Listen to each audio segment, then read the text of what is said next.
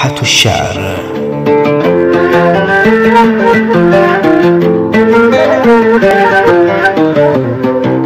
واحة شعرية يومية ينظمها ويلقيها على مسامعكم الشاعر حسن الدعيس.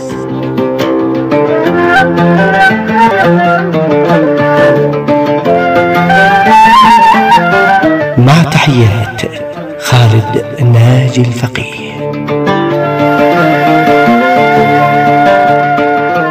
مستمعينا الكرام، أهلا وسهلا بكم إلى حلقة اليوم.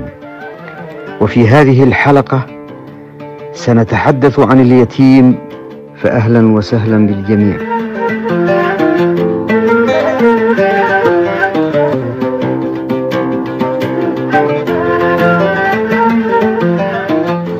النبي صلى الله عليه وسلم قد عاهد من يكفل يتيما على أن يكون جارا له بالجنة، حيث أنه يقول صلى الله عليه وسلم في حديثه: أنا وكافل اليتيم في الجنة هكذا، وأشار بالسبابة والوسطى وباعد بينهما شيئا.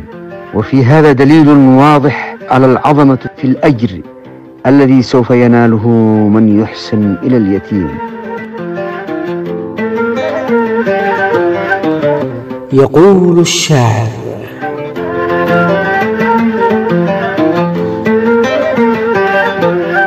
ما حيلتي والحزن أضحى كالذي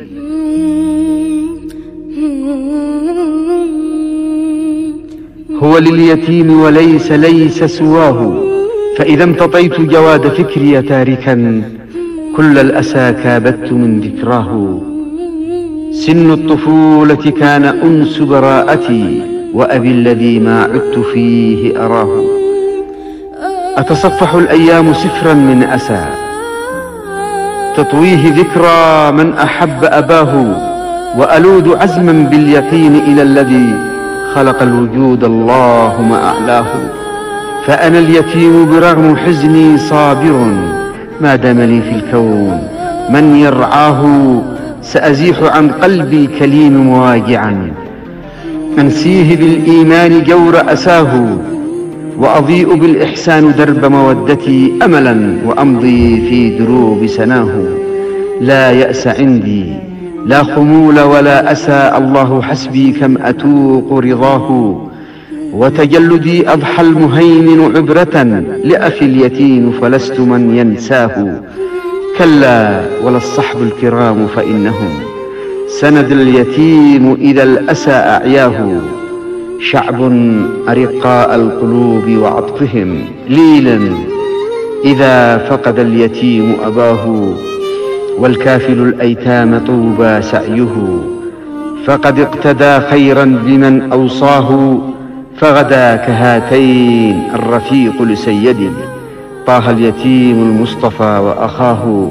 ما حيلتي عنوان أبياتي التي دونتها شعرا يبوح رفاه، ليواسي الأيتام عند مصابهم، وأنا له في النظم من واساه.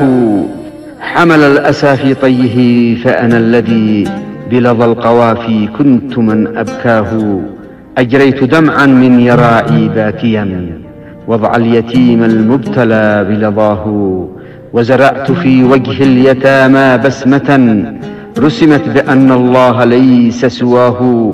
أثرى اليتيم صلابة وعزيمة، ليكون ضمن الركب في مسعاه.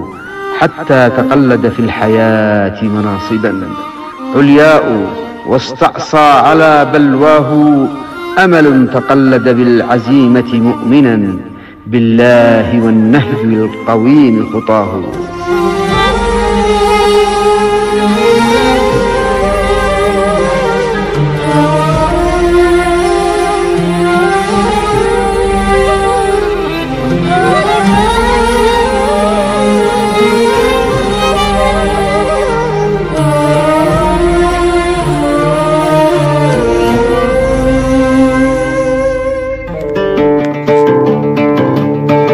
واحة الشعر.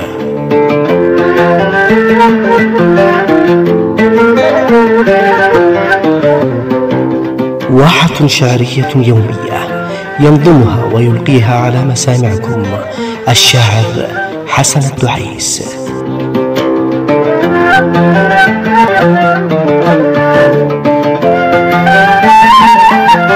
مع تحيات خالد ناجي الفقيه.